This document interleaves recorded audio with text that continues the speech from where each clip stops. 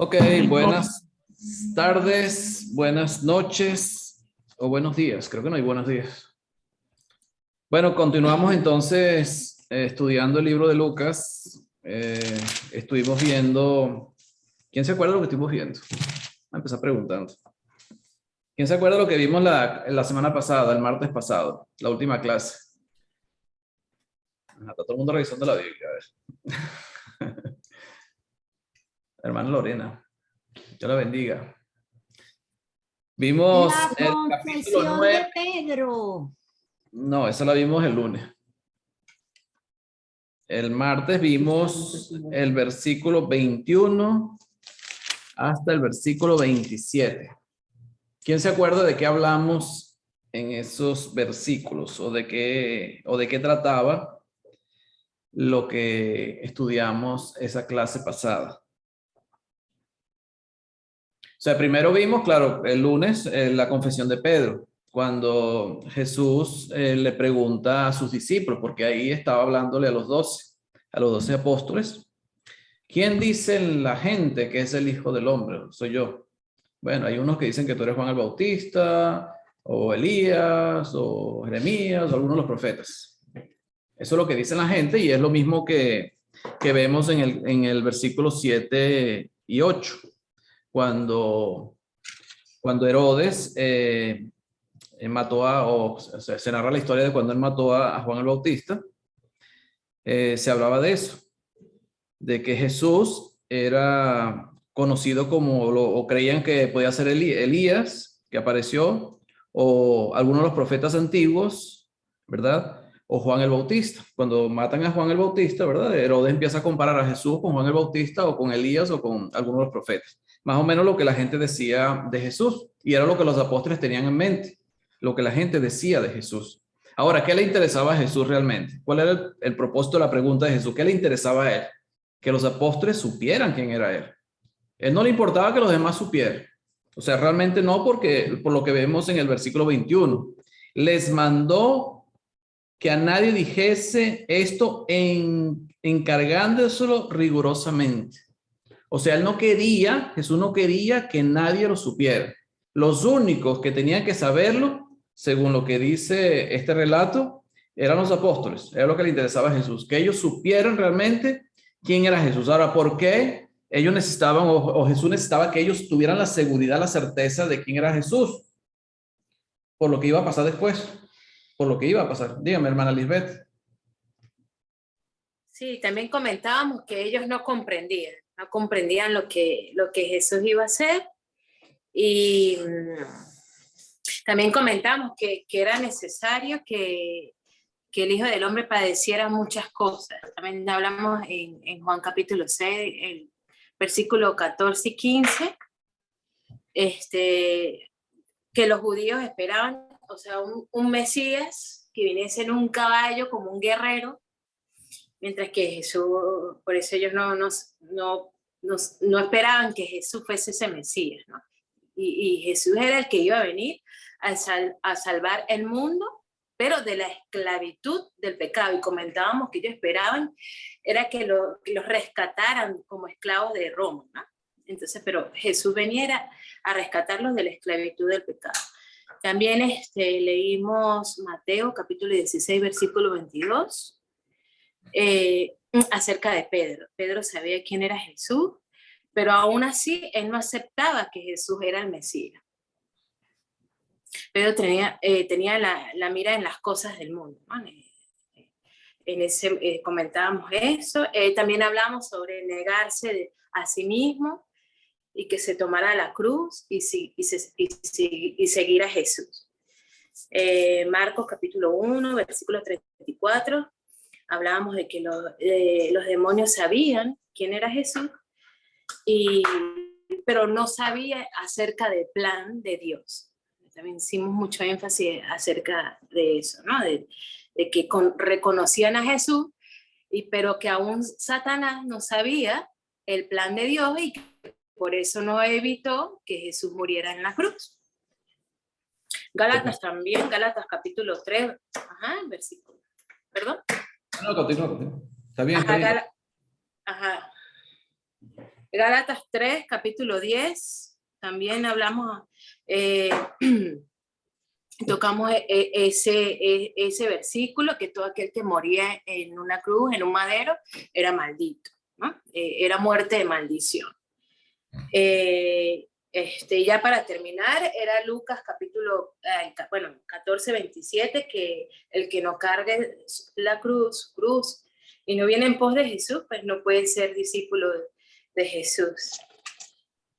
Y también tocamos Mateo 10, 38, para ser digno de Jesús, tome su cruz, niéguese a sí mismo para vivir para Dios. Así en resumida, en pocas palabras.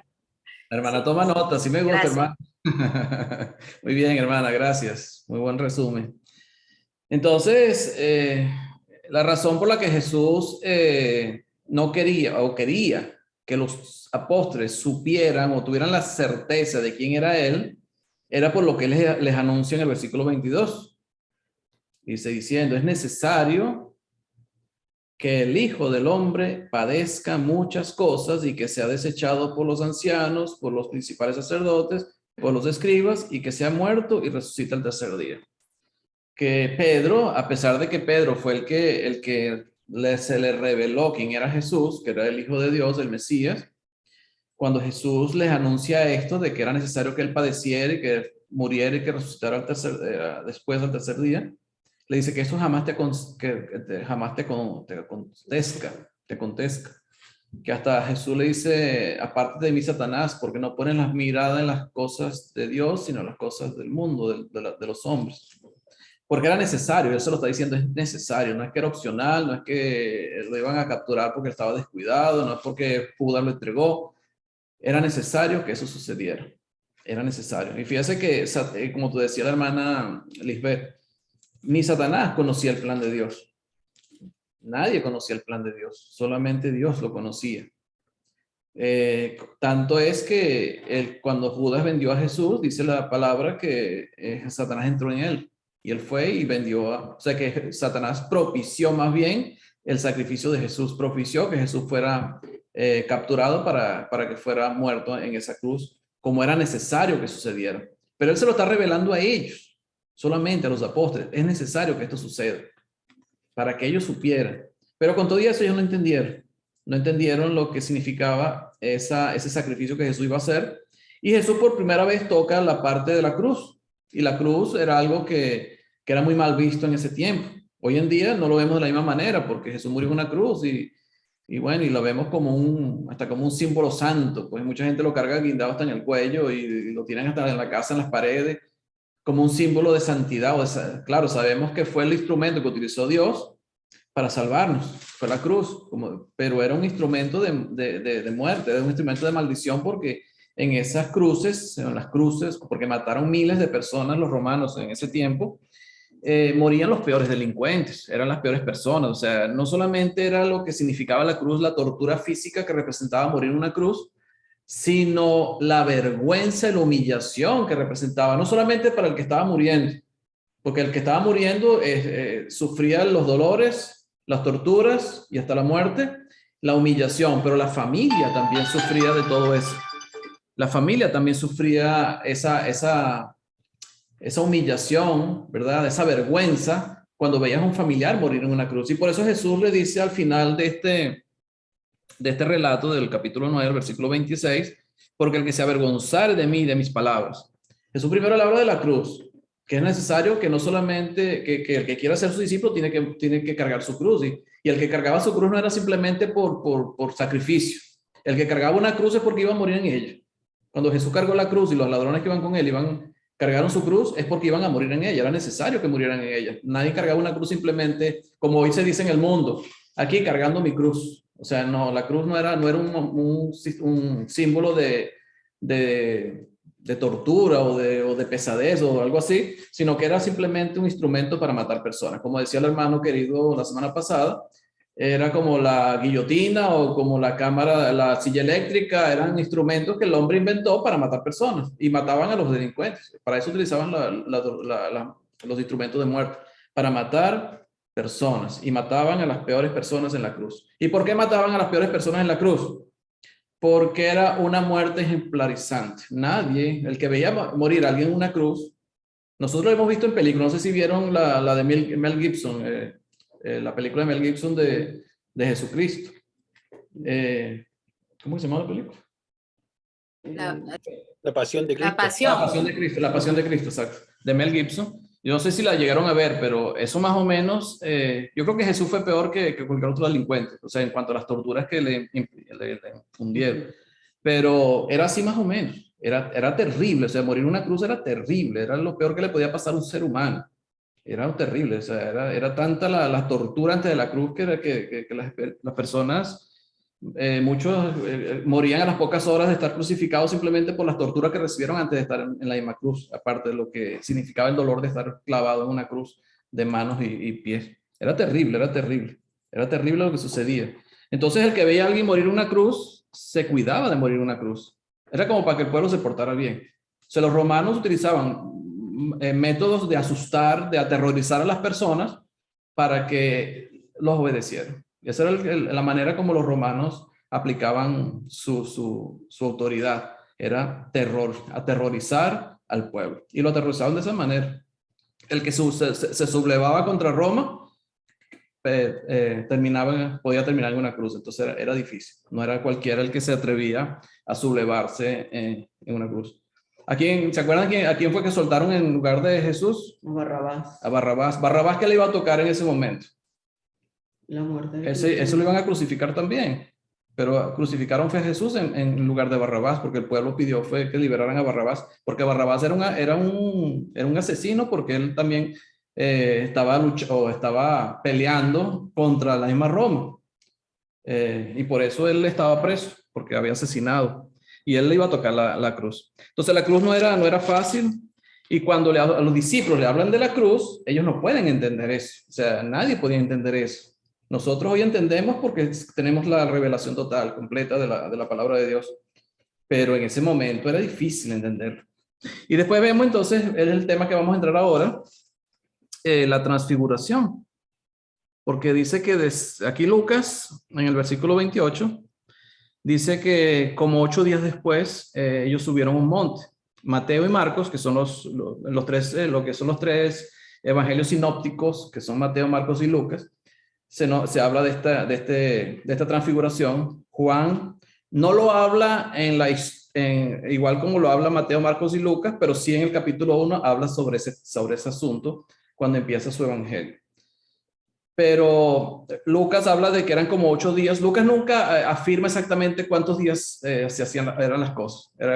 Lucas escribió Hechos, como 3,000 se bautizaron, él siempre hablaba como un aproximado en cuanto a números. Aquí él habla de que eran como 8 días después de que Jesús les revela a ellos lo que le iba a suceder.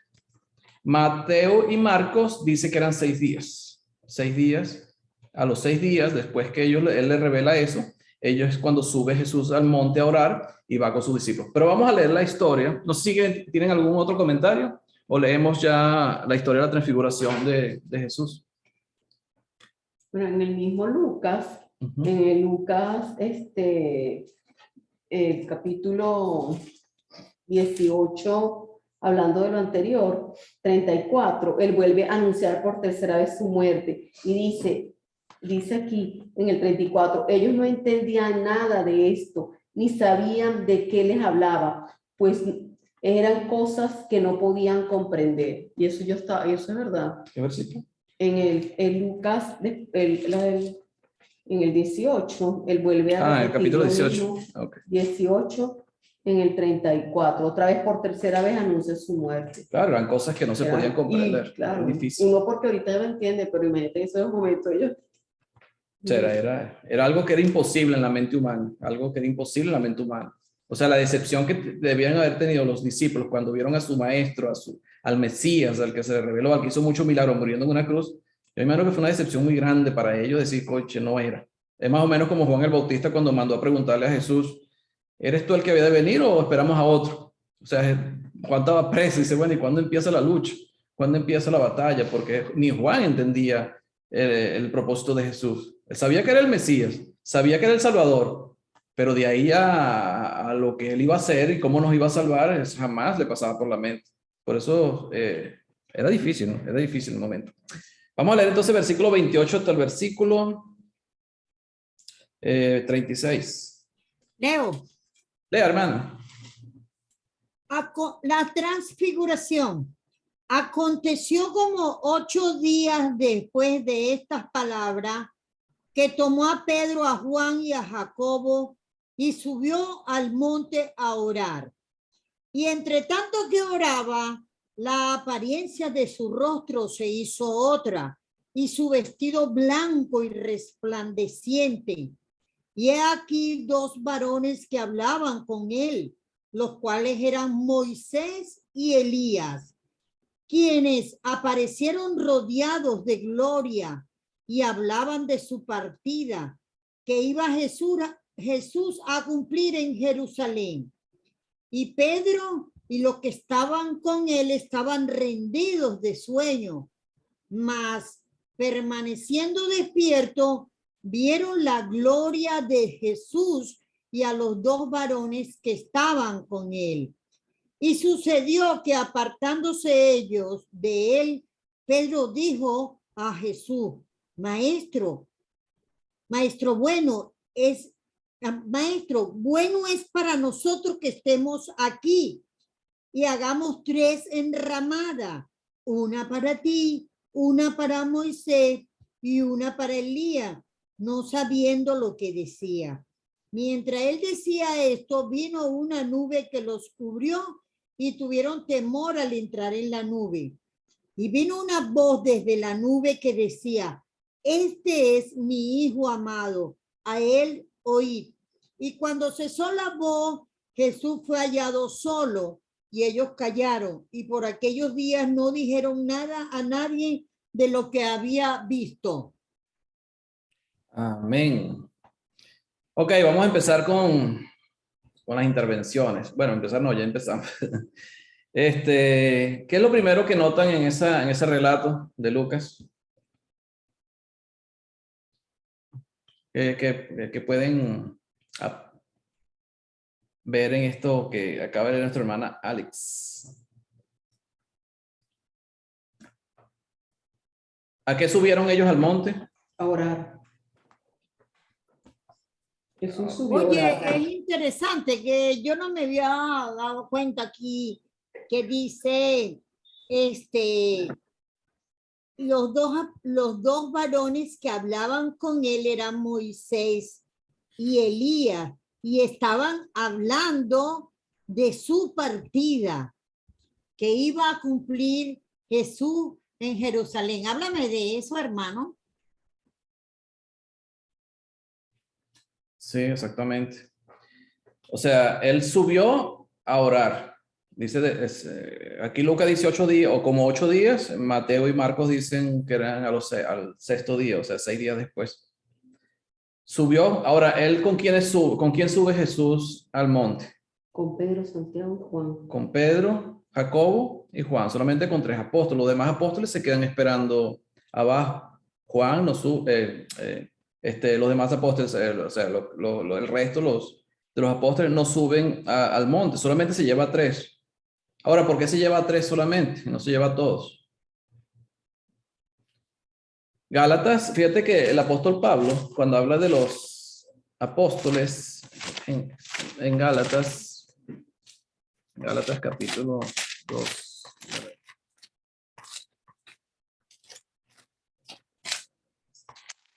Gálatas, ¿qué? Versículo 9, capítulo 2, versículo 9. Dice el apóstol Pablo: y reconociendo la gracia que me había sido dada, Jacobo, Cefas y Juan, que eran considerados como columnas, nos dieron a mí y a Bernabé la diestra en señal de compañerismo para que nosotros fuésemos a los gentiles y ellos la circuncisión. Fíjese que Pablo exalta a Jacobo, a Cefas era el mismo Pedro, ¿verdad? Y Juan. Estos son los mismos que subieron con Jesús, ¿verdad? Dice que tomó a Pedro, a Juan y a Jacobo. Los 3 mismos fueron los que subieron al monte a orar con Jesús. O sea, solamente se lleva a 3. Ahora, aparentemente, era su círculo íntimo en cuanto a los apóstoles. Sabemos que todos eran apóstoles de Jesucristo, los 12, pero este era como su círculo íntimo, Pedro, Juan y Jacobo. Y fíjate que Pablo habla de que ellos eran considerados columnas de la iglesia, columnas. No menospreciando a los demás apóstoles, pero estos como que eran el centro, la intimidad. Fíjate que el que toma la palabra en Hechos capítulo 2, ¿quién fue? Pedro fue el que tomó la palabra. Pedro fue el que tomó la palabra, ¿verdad? Ahora, Pedro toma la palabra por la promesa que Jesús le había hecho también. ¿Cuál era la promesa que le ha hecho Jesús? Que le iba las llaves del A cielo. ti te daré las llaves del reino de los cielos, Lo que ¿verdad? tal. Igual que con Cornelio también, él tomó la palabra, pues, o sea, fue escogido él para que fuera a predicar a la familia. Pero eran considerados como, o yo lo veo así de esa manera, que era como el círculo íntimo de Jesús en ese momento. Entonces los toma a ellos, se va al monte a orar. Y cuando estaba orando, dice que se aparecía, su apariencia se cambia, se hizo otra, como dice el versículo 29. Su rostro se hizo otra, o sea, su apariencia de su rostro, la apariencia de su rostro se hizo otra. Eso me recuerda mucho lo que dice Apocalipsis en el capítulo 1, cuando Juan, él hace la descripción de cómo ve al Hijo del Hombre o a Jesús. En el capítulo 1, en el versículo 14. Dice versículo 14 y 15. Su cabeza y sus cabellos eran blancos como blanca lana, como nieve, sus ojos como llama de fuego, y sus pies semejantes al bronce bruñido, refulgente, como en un horno, y su voz como estruendo de muchas aguas. Entonces, ¿de qué manera se estaba viendo Jesús en ese momento? No solamente porque su rostro se hizo otro, sino que sus vestidos se hicieron blancos y resplandecientes, más o menos como Apocalipsis lo menciona, de la misma manera. O sea, ¿qué estaban viendo los apóstoles en ese momento en Jesús? ¿Qué tipo de apariencia estaban viendo en Jesús? ¿Qué creen ustedes en ese momento? Y hermano querido, que estás diciendo que sí.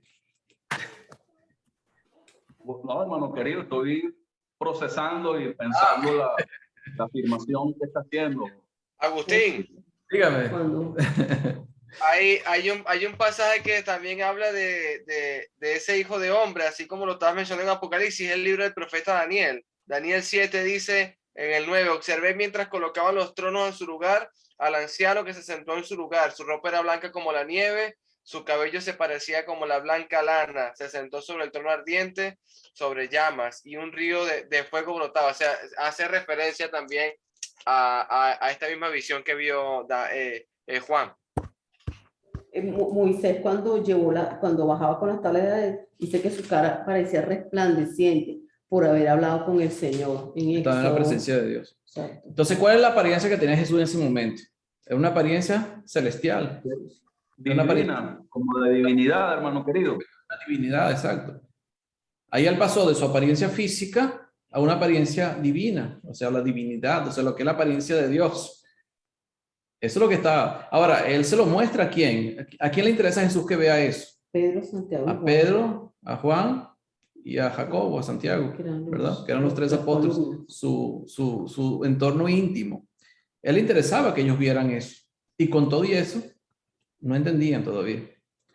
Ahora, ¿se les aparece quiénes a ellos hablando? ¿Quiénes se les aparece hablando con Jesús? Moisés y Elías. Dice, y aquí 2 varones que hablaban con él, los cuales eran Moisés y Elías. Moisés y Elías. ¿Quién era Moisés y quién era Elías? Todos los conocemos, ¿verdad? Profetas. Bueno, Moisés fue el que libertó al pueblo de Israel de Egipto, ¿verdad? Que Dios escogió para libertar al pueblo de Dios de Egipto. Y Elías era uno de los grandes profetas que no vio muerte. ¿Se acuerdan que Elías no vio muerte? Él fue llevado por un carro de fuego, por un torbellino, un carro de fuego, ¿verdad? Fue llevado y no vio muerte. Así como Enoch tampoco vio muerte. Y entonces vemos a Moisés, que fue el que lideró la salida de Egipto, al cual se le dio la ley. Dios le dio la ley de Moisés, o la ley de Israel, la ley para que los 10 mandamientos y todas las 613 leyes que tenían que cumplir los hijos de Israel, fue dada a Moisés en el desierto. Y Elías era uno de los grandes profetas de Dios. Era así tan grande profeta de Dios que no vio muerte. O sea, él no vio muerte. Él fue llevado en un carro de fuego. Ahora, ¿cómo sabían ellos que era Elías y Moisés? Buena pregunta, ¿verdad? ¿Cómo sabían Pedro, Jacobo y Juan que eran? Porque Pedro dice, mira, es bueno estar aquí, vamos a hacer 3 enramadas, una para ti, una para Elías, otra para Moisés. O sea, ¿cómo sabían ellos que era Elías y Moisés? Primero porque Elías y Moisés ya sabían, ellos cuando nació Pedro, Jacobo y Juan, ellos No ya tenían Elías fotos. se habían ido ya hace tiempo. Sí, y a ese tiempo no habían cámaras fotográficas. O sea, no había fotos. ¿Quién estaba hablando con ellos? O sea, se presume, o sea, porque Jesús estaba hablando con ellos, se presume que en su conversación, ellos escuchaban la conversación que tenía Jesús con Elías y con Moisés, y por tanto, ellos ya sabían que Jesús era Jesús, y Jesús probablemente en su conversación tiene que haber nombrado a Moisés y a Elías, tiene que haberlos nombrado, para que ellos supieran quién era, porque era importante, era imposible que ellos pudieran reconocerlo físicamente, ni siquiera hablando, porque ellos no lo conocían, ahí no había manera de que los conocieran. Pero aparentemente Jesús le dio a conocer quién eran esos 2 varones que se habían presentado con Jesús. ¿Ellos cómo se presentan? Dice, y aquí 2 varones, quienes aparecieron rodeados de gloria. Rodeados de gloria, o sea, cuando hablan de gloria, imagino que era la misma, más o menos parecido a la gloria que tenía Jesús en ese momento, su resplandor, porque ellos también, a pesar de que Elías y Moisés, aunque Moisés fue una persona que fue escogida por Dios, fue desde el vientre de la madre, ya fue escogido por Dios para hacer el trabajo que él hizo, Elías también fue escogido por Dios para ser uno de los grandes profetas de Dios, eran seres humanos, no eran como Jesús, ellos eran seres humanos. Y ellos como seres humanos, ellos partieron de este mundo, aunque Elías no partió, pero fue llevado, pero Moisés sí murió y fue al sitio de reposo, al sitio de descanso, que según Lucas 16, cuando vemos la historia del rico y Lázaro, es un sitio llamado Hades, o lo invisible, el sitio de los muertos, donde van los espíritus. Pero aquí vemos que ellos vuelven a estar ahí, en ese monte. ¿Se acuerdan de Saúl cuando de Saúl cuando va a la divina de Endor, en el capítulo 28, si no me equivoco, de Primera de Samuel, que él quiere que ella le haga traer ¿a quién? A Samuel, para que le diga lo que él tiene que hacer en ese momento. ¿Y quién viene?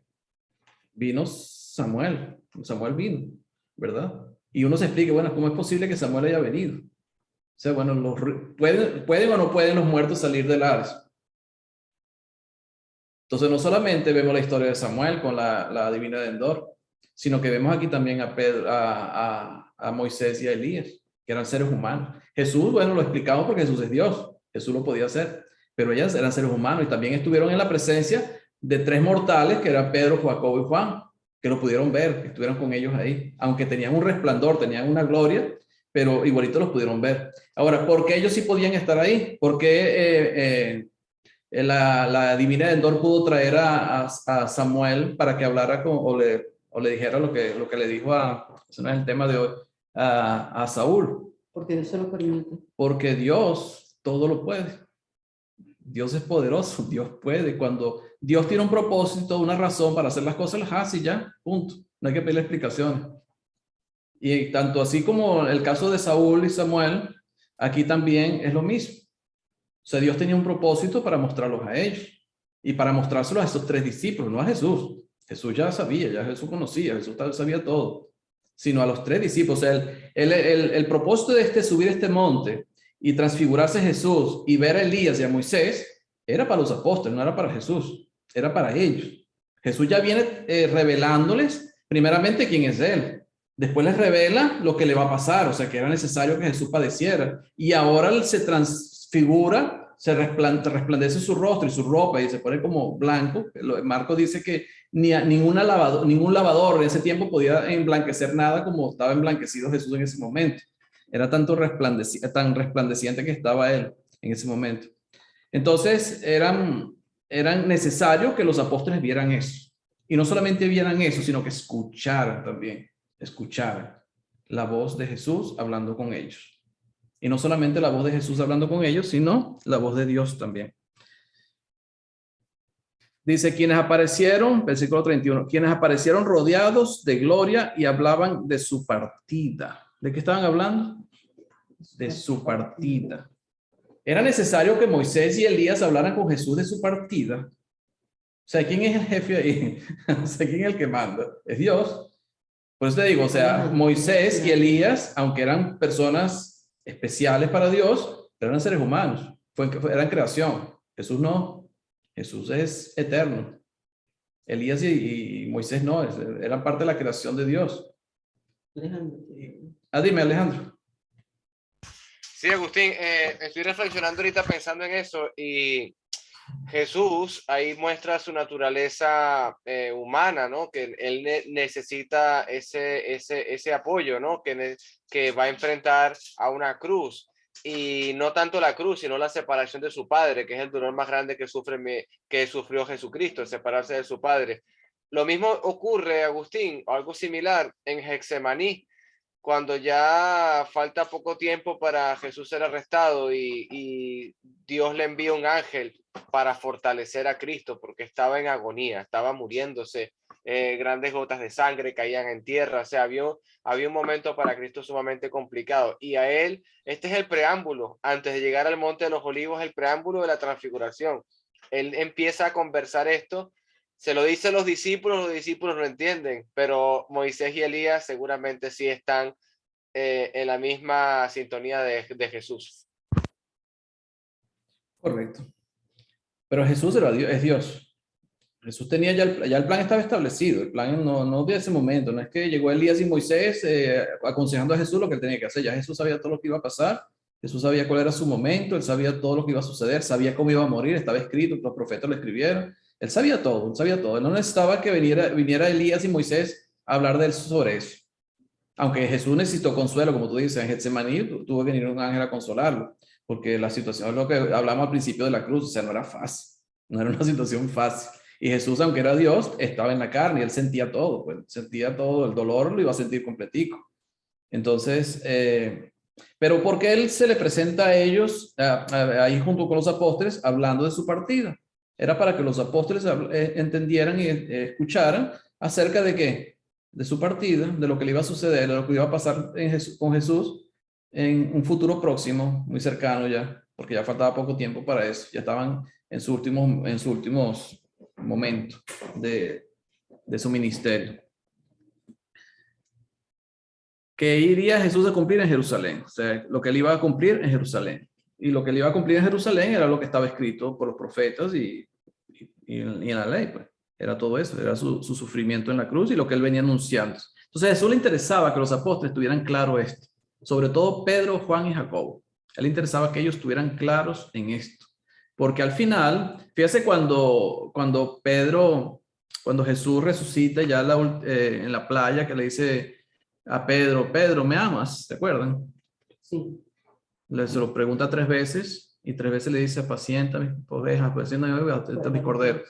O sea, Pedro tenía un trabajo especial que hacer, igual que Jacob, igual que Juan. Por eso es que muchas de las revelaciones que Jesús hizo, se lo hizo fue a ellos tres. A ellos tres. Ellos tenían un trabajo muy especial que hacer, era como su círculo íntimo.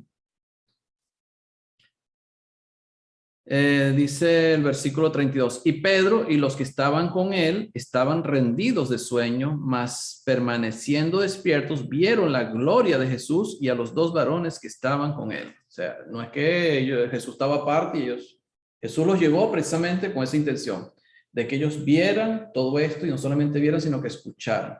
Porque Jesús estaba hablando con Moisés y Elías acerca de su partida, lo que le iba a suceder cuando fuera a Jerusalén, lo que le iba a pasar en el momento que tenía que ser sacrificado. Y sucedió que apartándose ellos de él, Pedro dijo a Jesús. Dice, y sucedió que apartándose ellos de él, Pedro dijo a Jesús. ¿Quiénes se apartaron? Elías y Moisés. O sea, porque ¿quiénes estaban con Jesús? Elías y Moisés se apartaron de Jesús y viene Pedro y le dice a Jesús. ¿Qué le dice Pedro a Jesús? Maestro, bueno es para nosotros que estemos aquí y hagamos 3 enramadas, una para ti, una para Moisés y una para Elías, no sabiendo lo que decía. O sea, todavía no entendía. O sea, y era normal. O sea, nosotros hubiéramos estado en ese momento y tampoco hubiéramos entendido nada. O sea, no tenemos que juzgar a los apóstoles por eso. O sea, nosotros tampoco hubiéramos entendido nada. Lo entendemos porque ya conocemos la Escritura, ya sabemos lo que sucedió y todo el plan de Dios. Pero en ese momento no era fácil, como leyó la Marlene hace ratico, en el capítulo 2. Dime.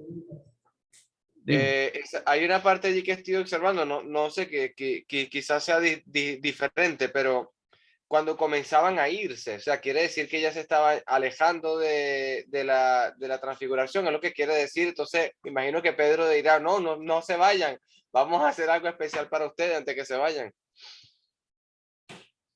O sea, lo que pasa es que Pedro, cuando escuchas acerca de Elías, Pedro cuando escucha acerca de Moisés, él sabía quién era Elías y quién era Moisés, aunque no los conocía físicamente. Que Jesucristo se los dio a conocer en ese momento, para que él supiera que era Elías y Moisés. Y él sabía la importancia que tenía Moisés y la importancia que tenía Elías. Moisés fue el dador de la ley, fue el que condujo el pueblo de Israel de Egipto hasta las puertas prácticamente por 40 años hasta la tierra prometida. Y ahí muere. Pero la ley, ¿a quién se la dio Dios? A Moisés. La ley fue dada a Moisés para dársela al pueblo de Israel. Era la persona que era admirado por el pueblo de Israel. Era una persona muy especial para el pueblo de Israel porque fue escogido por Dios para liderar la salida de Egipto, la liberación de Egipto del pueblo de Israel y el dador de la ley. Y Elías era el gran profeta de Dios. Elías hizo muchas señales y ellos conocían las señales y los prodigios que hizo Elías, ¿verdad? Y sabemos todo lo que hizo Elías. Eso no vamos a tocarlo ahorita.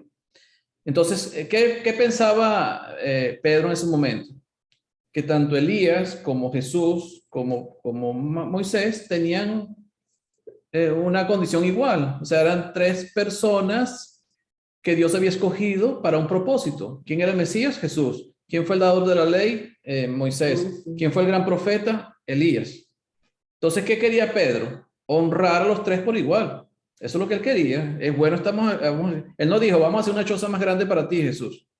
Y una para Elías, otra para Moisés, pero un poquito más pequeña. No, él dijo, vamos a hacer 3 enramadas.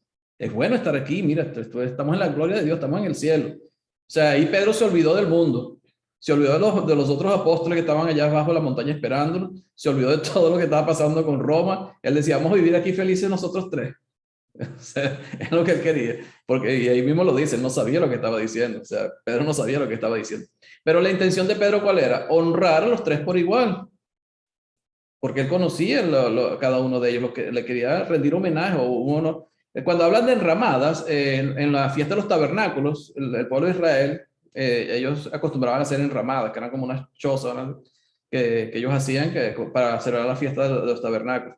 Y eso se recuerda aquí también cuando Pedro habla de las enramadas, de la fiesta de los tabernáculos, que era una parte de la ley de Moisés, que era una fiesta que era obligatoria para ellos, para recordar que ellos fueron peregrinos y vivían en tiendas, pues cuando salieron de Egipto, y vivieron en el desierto por 40 años. Esa era la intención de la fiesta de los tabernáculos. Y tenían que vivir en tabernáculos, pues, en enramadas. Y Pedro quería honrar a los 3 por igual, haciéndole una enramada a cada uno. Vamos a quedarnos aquí somos felices, mira, estamos en el cielo. Y sucedió que, el versículo 34. Mientras él decía esto,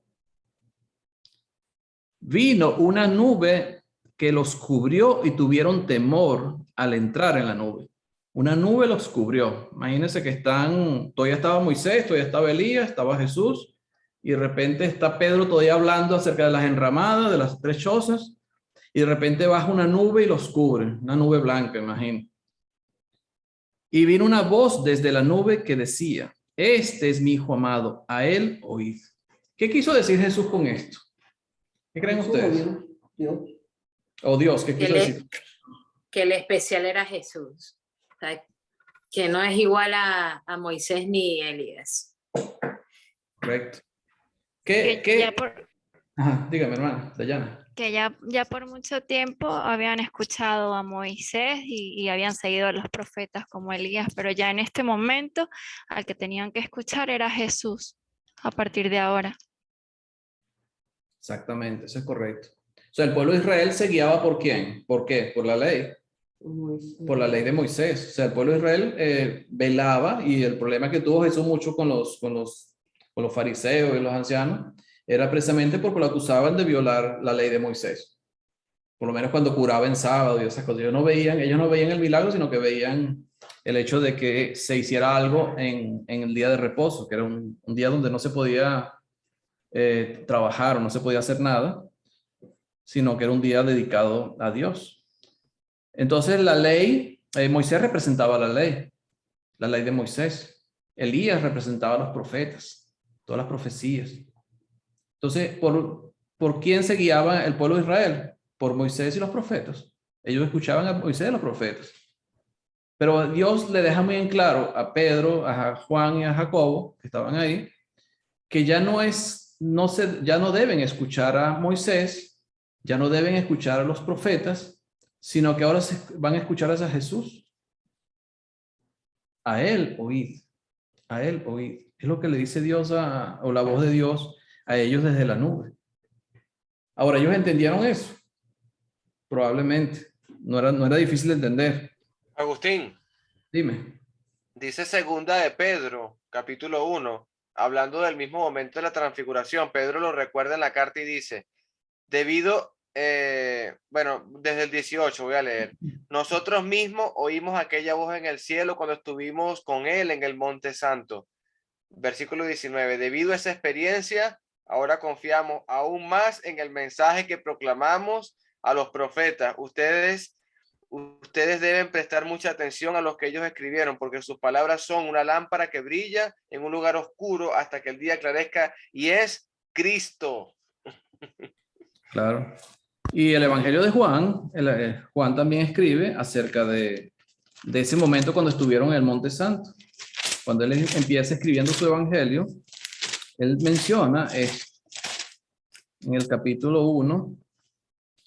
El 14, versículo 14. Versículo 14, correcto, hermana. Así me gusta, hermana. Si quiero leer, hermana. Dice, primera, Juan capítulo 1, 14. Ya. Se me perdió. Si quieres lo lee usted, si ya lo tiene. Dice así, y aquel verbo fue hecho carne y habitó entre nosotros y vimos su gloria, como del unigénito, del Padre, lleno de gracia y de verdad.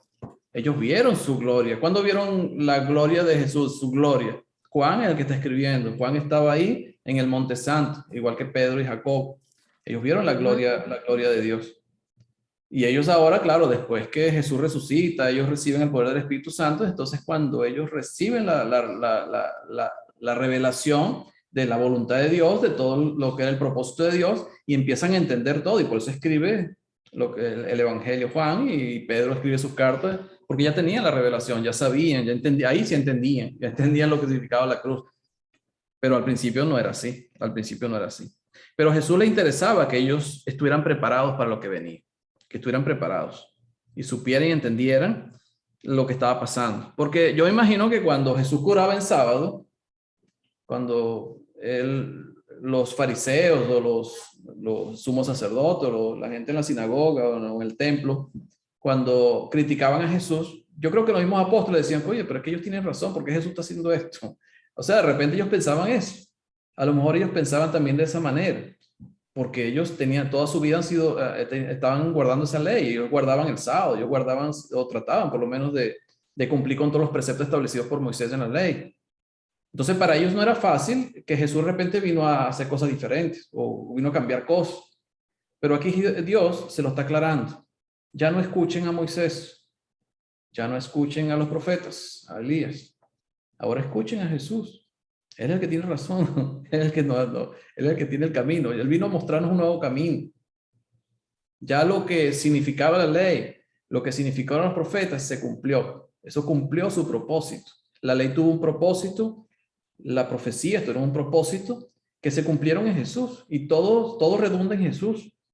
Desde la fundación del mundo, desde que estamos estudiando Génesis, ya vemos que todo viene a parar en Jesús. O sea, porque el propósito de Dios siempre fue Jesús. Antes de la fundación del mundo, antes de que el hombre pecara, ya Dios tenía el plan para salvar al hombre. Y la única manera de salvar al hombre, como Pedro lo escribe, que fuimos predestinados en él para ser salvos. O sea, la predestinación estaba en Jesús desde antes de la fundación del mundo, para que por él pudiéramos tener la salvación.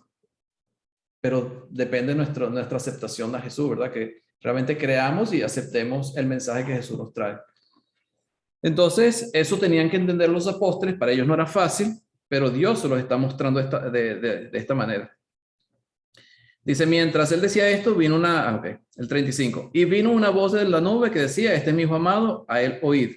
Y cuando cesó la voz, Jesús fue hallado solo, y ellos callaron, y por aquellos días no dijeron nada a nadie de lo que habían visto.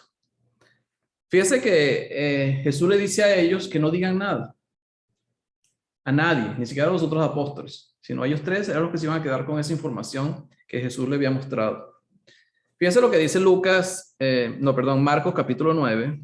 Marcos revela algo que Lucas no lo dice, ni Mateo. Marcos capítulo 9, en la transfiguración.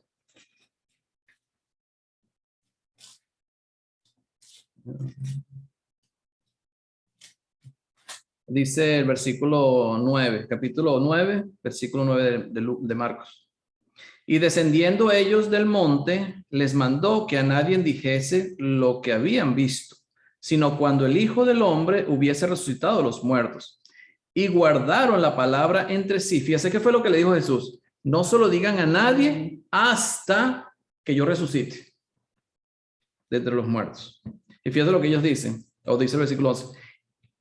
El versículo 10. Y guardaron la palabra entre sí, discutiendo qué sería aquello de resucitar de los muertos.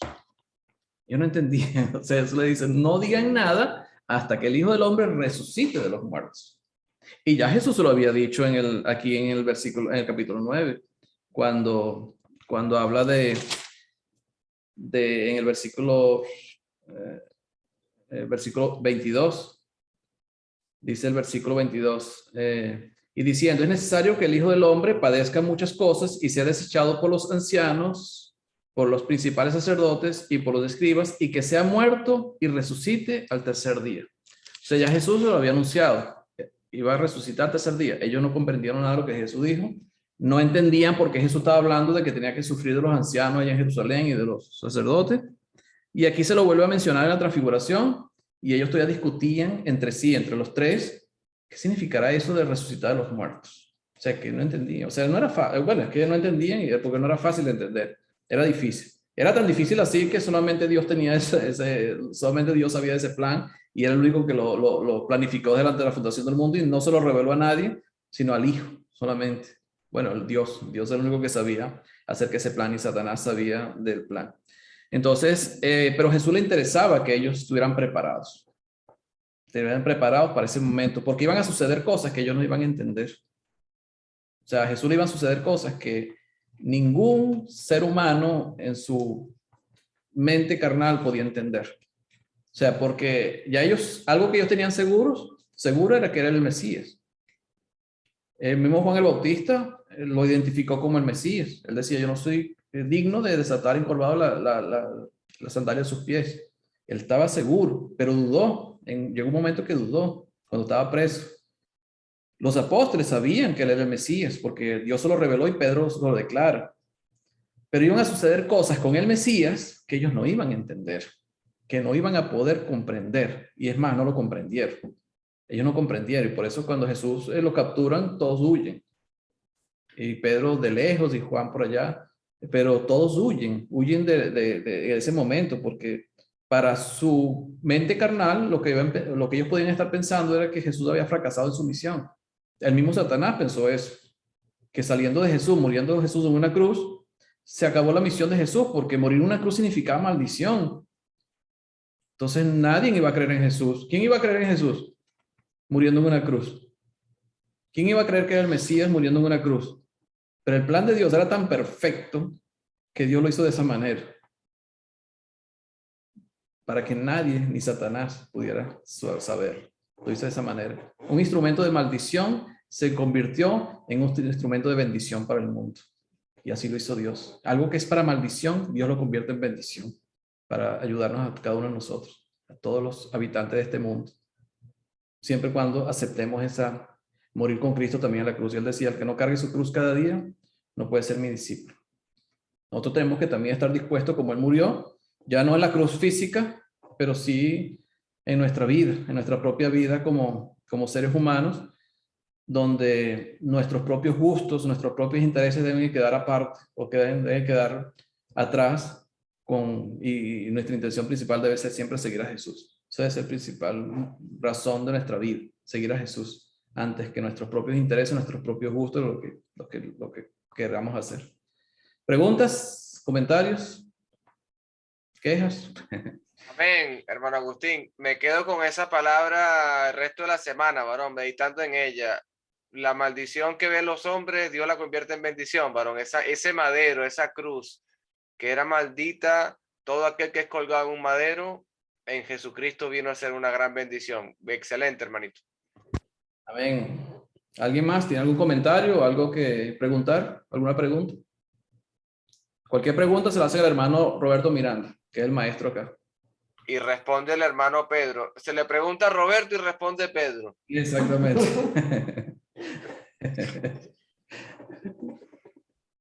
Hermano querido, Dígame, hermano. me fui de una vez cuando mencionó lo de la maldición que recibió el Señor Jesucristo, que fue transformada en bendición. Inmediatamente me fui a 1 Corintios capítulo 15, cuando habla de la resurrección. Y me gusta mucho lo que dice allí en el versículo 43, ¿no? Bueno, cuando habla de la resurrección, dice que se siembra en deshonra, resucitará en gloria. Se siembra en debilidad, resucitará en poder. Se siembra cuerpo animal, resucitará cuerpo espiritual. Hay cuerpo animal y hay cuerpo espiritual. Me llama mucho la atención, pues, hermano, cuando hablas de la sabiduría de Dios y de la manera tan perfecta como Dios traza su plan. Y es algo que, pues, nos tiene que dar a nosotros descanso, pues, y tranquilidad. Saber que aunque, pues, muramos por la causa de Cristo o pase lo que pase por la causa de Cristo, en nosotros siempre Dios al final responderá en bendición. Por eso el Señor Jesucristo, en el pasaje que estudiamos la semana pasada, invitaba y exhortaba, pues, a que no nos avergoncemos de que hay bendición al final en Él. Es verdad, hay humillación en la cruz, en morir, en negarse, en padecer, etcétera, etcétera, etcétera, pero vale la pena porque no seremos al final avergonzados. Y ahí se cumple mucho la profecía del Antiguo Testamento y las afirmaciones de los Salmos, que el que cree en Él no será avergonzado. O sea, Dios al final va a bendecir. Él murió en deshonra, como leímos ahorita en 1 Corintios, y resucitó en honra, en gloria.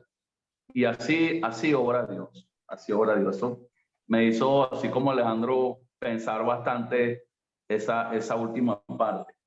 Y también pensaba, hermano querido, cuando estaba comentando y hablando y pensando en varias cosas, en lo que Dios quería hacer en este caso, nuestro Señor Jesucristo con los apóstoles, que era darles convicción de quién era Él, porque todavía no estaban muy claros.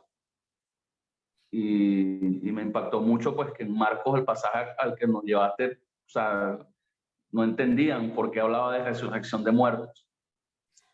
Y eso que escucharon la conversación, escucharon que Jesús se los había dicho instantes antes, en los versículos anteriores, lo escucharon en la conversación con Elías y con Moisés, pero todavía estaban desubicados. Y bueno, yo creo que tardaron varios años en ubicarse. bueno, comenzaron a ubicarse bien, obviamente, en el día que recibieron el Espíritu Santo en Pentecostés, ¿no? Pero la segunda carta de Pedro que mencionó Leandro fue escrita 30 o 40 años después de esto que estamos hablando. Tardó Pedro en convencerse. Como dice el 1:16, que lo vimos en la diestra de la majestad de las alturas. O sea, Pedro tardó varias décadas en convencerse y en utilizar ese argumento de lo que vio en el Monte Santo. Y bueno, gloria a Dios que a lo mejor no se convencieron en el momento, pero fue en el momento propicio que se convencieron y pues nos dejaron a nosotros esa convicción. Y no puedo dejar de pensar en nosotros, en la fe de nosotros. Ninguno de nosotros tuvo que ver esos eventos o acontecimientos o manifestaciones sobrenaturales que vieron los apóstoles, pero nuestra fe es más fuerte. O sea, lo veo yo de esa manera. Sin haber visto nada de eso, igualmente tenemos que creer y estar convencidos de quién es Jesús. Por eso él decía, bienaventurados los que no me vieron y creyeron. Imagínense. Entonces, que el Señor nos ayude pues a conocer a Cristo y a convencernos cada día más de quién es Él, como Rey, como Majestad, como autoridad, y a poner toda nuestra atención en Él. Cuando Dios dice a Él oír, es que pongamos en Él toda nuestra atención, nuestro corazón y nuestra concentración en Cristo. Eso estaba pensando cuando hablaba, hermano. Amén. Amén. Sí, hermano. Gracias. Amén, varón. Hermanito Roberto Miranda.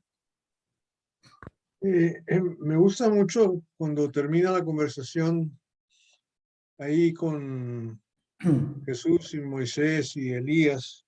Yo no sé cómo reconocieron que era Moisés o que era Elías. No creo que tenían un gafete que decía Moisés, otro que decía Elías aquí, pero de alguna forma ellos sabían quién era. Pues, obviamente por revelación directa, algo por el estilo, ¿no?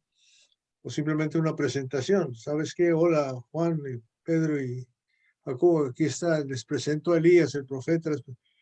Imagínense la visión de ver una persona que hace 2000 años que murió y que lo ven vivo, en vivo y vivo. Esa es la primera cosa. Lo segundo, les dice y les enseña la superioridad de Cristo, pero tanto en Marcos como en Lucas, dice que al salir de ellos, después de decirle eso que iba a pasar, ¿verdad? El versículo 10 de Marcos dice, guardaron la palabra entre sí discutiendo qué sería aquello de resucitar de los muertos. O sea que, como ustedes dicen, no, nadie le amanecía, nadie se daba cuenta de lo que está pasando. Pero me interesa mucho lo que dijeron después, que no está registrado en Lucas. Dice, y le preguntaron diciendo, ¿por qué dicen los escribas que es necesario que Elías venga primero? O sea, ellos habían visto a Elías ahí, habían visto a Moisés ahí, ¿verdad? Y estaba Jesús con ellos, y les decía, ¿por qué dice aquí, por qué se dicen los escribas que Elías, que ya había venido, ya se había ido, necesita venir otra vez? ¿Verdad? Y respondiendo Jesús les dice, Elías a la verdad vendrá primero y restaurará todas las cosas. ¿Verdad? Y lo primero que les contesta es lo que va a pasar. Ya Elías venía en un plan de restaurar. Ahora ellos quizá entendían que eso significaba que se iba a restaurar el reino de Israel, o de Judá, ¿verdad? Israel otra vez como era antes. Pero está hablando de restaurar todas las cosas y dice, ¿y cómo está escrito del Hijo del Hombre que padezca mucho y sea tenido en nada? ¿Verdad? Él está hablando de que eso también está escrito. ¿Por qué estará escrito eso? Que el Hijo del Hombre iba a sufrir. Claro, las dos cosas son importantes. Una, la restauración, y la otra es lo que iba a pasar debido al que anunciaba. Entonces en el 13 les dice, pero os digo que Elías ya vino y le hicieron todo lo que quisieron, como está escrito de él. Ya habían matado a Juan el Bautista. En Mateo, en ese mismo relato, el Evangelio de San Mateo, 7. dice, mas os digo que Elías ya vino, el versículo 12, y no le conocieron, sino que hicieron con él todo lo que quisieron. Así también el Hijo del Hombre padecerá de ellos. Entonces los discípulos comprendieron que les había hablado de Juan el Bautista. Pero también quiero que vayamos a la profecía que está en Malaquías capítulo 4, 4 y 5. versículos 5 y 6, donde el profeta anuncia, dice, aquí yo os envío el profeta Elías antes de que venga el día de Jesús o de Jehová, grande y terrible. Pero me interesa mucho la forma en que pone la restauración, porque dice en el versículo 6, Él hará volver el corazón de los padres hacia los hijos, el corazón de los hijos hacia los padres, no sea que venga y hiera la tierra con maldición. O sea que la venida de Jesús indicaba lo que después sabemos a qué venía, al perdonar, venía a traer el perdón de pecados, venía a restaurar una verdadera familia, padres a hijos, hijos a padres. Y eso es lo que es la iglesia el día de hoy, ¿verdad? El mundo de Dios, donde hay un verdadero amor más allá que fraternal. Un amor, como dice el apóstol Pablo, os amé como una madre, una nodriza ama a sus propios hijos, a quienes está alimentando, ¿verdad? Con ternura, con esa ternura, esa relación familiar tan importante, tan especial, que forma la familia. Y qué sacrificio tan grande, tanto de Juan el Bautista, el que lo anunciaba, como el de Jesucristo, que ninguno de los dos se entendía. Ahora ellos sí entendían, y era importante que entendieran lo de Juan el Bautista y que era Elías, pero había muerto, no había resucitado. Y sí veían a Elías que no había muerto, que estaba vivo todavía. Cumplimiento tremendo de profecía, ¿verdad? El hecho que está ahí. Solo eso quiero, nada más así a grosso modo, añadir. Gracias, hermano. Amén, hermanito. ¿Algo más que añadir, hermanito Agustín? Creo que no, ya son las 14. Y 14. ¿Algún comentario, amados hermanos? ¿Pregunta, dudas? Sí, hermanito querido. Hermanito Pedro. Bueno, un comentario y a la vez pregunta, ¿no? Y aliento al mismo tiempo cuando ellos se preguntaban, o sea, cuando ellos escuchaban la conversación en el versículo 31 dice de Lucas 9:39, quienes aparecieron rodeados de gloria y hablaban de su partida, que Jesús iba a cumplir en Jerusalén. O sea, yo todavía sigo preguntándome cómo fue esa conversación. O sea, claro, ya Agustín hizo mención de eso y dijo el porqué de esa conversación para que se convencieran los apóstoles de quién era Jesús y todo eso, pero sigue llamándome la atención de esa conversación. ¿Cómo fue esa conversación? Y ellos estaban ahí anonadados.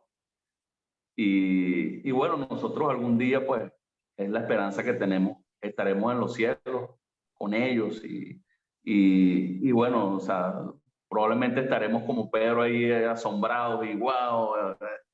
Pero la ventaja, la bendición nuestra es que ese momento no se va a acabar, como el de ellos que sí se acabó, fue momentáneo. Nosotros estaremos por la eternidad. Nosotros estaremos por la eternidad y le veremos cara a cara, pues, porque el que tiene esta esperanza en Él se purifica a sí mismo, así como Él es puro, dice 1 Juan capítulo 2. Entonces, si ellos se gozaron en ese momentico allí, que wow, se sorprendieron todos de ver esa escena divina, ¿cuánto más nosotros, cuando estemos en la eternidad, en la presencia del Padre, del Hijo y de todos los que nos mantuvimos fieles en Cristo? Solamente eso.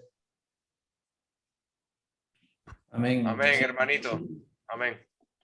Sí, pasaron toda la noche allá en el monte, o sea, la conversación fue larga. Ellos descendieron el otro día. O sea, fue una conversación bastante larga, no solamente con los apóstoles, sino con Elías y Moisés. Una noche solamente. Un Por momento. eso querían hacer las enramadas. Sí, estaban cansados. Gracias, hermanos. ¿Preguntas o algún comentario? Hablen sin miedo. Aquí todos estamos aprendiendo, menos el hermano Roberto. Yo quería leer Sí, porque para yo soy muy tonto, complementar. no puedo aprender. Perdón. Lee, Lisbeth. Dígame, dígame. No, para complementar el comentario de nuestro hermano Pedro, de que nosotros también estaremos con él.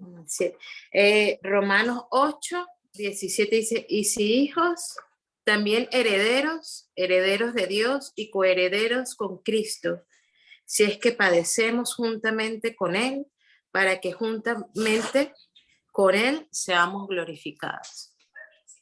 Amén. Parece que muchas personas creen que el hecho de entrar en el camino del cristianismo, todo te va a salir bien. Y Jesús nos está enseñando que eso no es así necesariamente. O sea, tú puedes ser fiel a Dios, tú puedes ser un cristiano fiel, tú puedes ser hijo de Dios y te puede ir mal en el mundo. O sea, puedes tener persecución, puedes tener problemas, puedes tener enfermedades. Y eso no quiere decir que no seas amado por Dios. Jesús era amado por Dios y lo que le pasó fue terrible para entregar su vida de esa manera por nosotros. Entonces es un ejemplo a seguir, pues. Hay un dolor que solamente ha experimentado Cristo, que es la separación del Padre, que es un dolor que nosotros no entendemos. Quizás entendemos un dolor físico o un dolor emocional, eso sí lo hemos experimentado, pero la separación del Padre, esa agonía que sufría Cristo en el Getsemaní o estando en la cruz, gritando por su Padre porque se había separado de él, eso es un dolor que aún no sabemos. Seguramente lo entenderemos estando con Dios. Amén. ¿Algo más que añadir, Agustín? No, creo que ya con esto podemos finalizar el día de hoy. Mañana volvemos a reunirnos nuevamente y seguimos estudiando el capítulo 9. Amén, hermanito. Sí. Bueno, ¿puedes detener la grabación, Agustín, por favor? Ok, vamos a ver.